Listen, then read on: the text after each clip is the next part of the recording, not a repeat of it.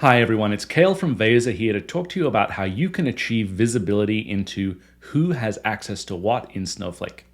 Snowflake customers run more than 5 billion queries every single day. There's almost no area of the enterprise that doesn't rely on the data warehouse to some extent. And now, as we face a growing need for new datasets to train Gen AI models, it looks like that trend isn't slowing down anytime soon. However, while adoption of Snowflake has been incredibly fast, security and governance tools still catching up. And a lot of organizations are trying to govern access to data in Snowflake using the same tools and processes they used back in the on-prem era. And they've taken on significant technical debt that shows up in a few important ways. For example, we see a high number of super privileged users. We see bloated role-based access control with way too many roles, most of which are hardly used.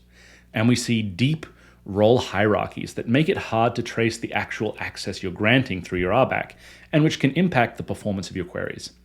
Now, if any of that sounds familiar to you, it might be time to rethink how you're approaching access control and least privilege in Snowflake. And that has to start with visibility. You can't meaningfully pursue least privilege until you have an understanding of what privileges users currently have. In other words, you need to know who has what access to what data. So let's look at how Veza helps us answer that question. I'll open up the access graph and start with a view of all my Snowflake tables. Now in this little demo environment, I only have 63, but in a real deployment, there might be thousands. So let's zoom in on one particular table that we know has sensitive data. I'll select the customer table and ask Veza to show me all identities with access. I can see that I have federated users from Okta and Azure with access to this table, as well as a lot of local users. Together, this is the full range of identities that can access the customer table. So let's drill in on just one person, Erin Stanley. And we can see that she can write, read, and delete data from this table. Veza standardizes permissions across all your systems into CRUD terms, but we can also look and see the underlying system permissions. And we can see how Erin gets her access. She has an Okta user account that can SSO into a Snowflake local user. That user has the IT local role. But here things get a little bit interesting because the IT role in turn has the Sigma Corp admin role. And that's what gives access to the customer table. So this is a good example of how role hierarchies can start to make access more complicated in Snowflake. In fact, let's investigate the IT role a little further, and we'll look at all the data access for this role. And we'll see that there's actually 4 other roles associated, and together they give access to 23 tables and 4 views. So you can see how by mapping all the relationships from federated users to local users through role hierarchies to specific privileges on objects, the access graph can help you answer at a very granular level who has access to what in Snowflake. Now, what can you do with that information? The first thing we can do is measure and reduce risk. For example, I just showed you how we can find all identities with access to the customer table. I can also monitor the results of this query for any changes.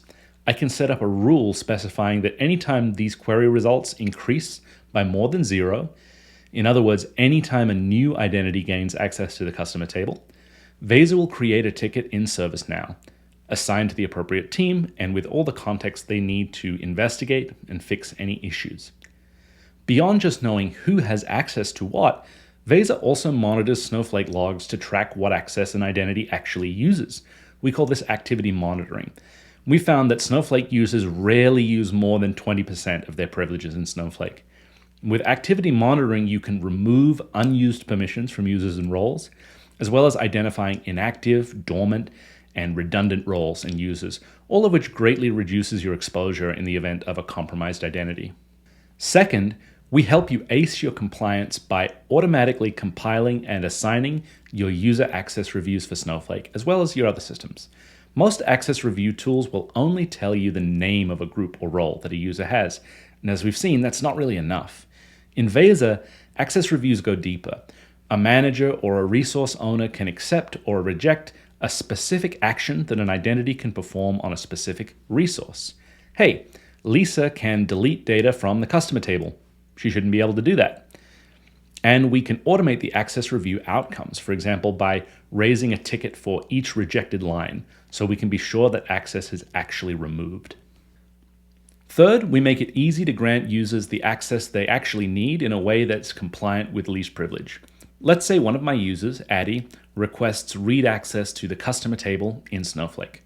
Veza analyzes all available Snowflake roles and recommends the role that grants Addy the access she needs while adding the smallest possible number of new resources.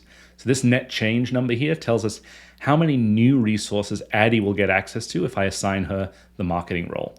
So instead of being blind to the true amount of access they're granting, your IAM teams can be confident that they're enabling their stakeholders fast while also following the principle of least privilege. So we've seen how Veza restores visibility into access in Snowflake, who can perform what action on what data.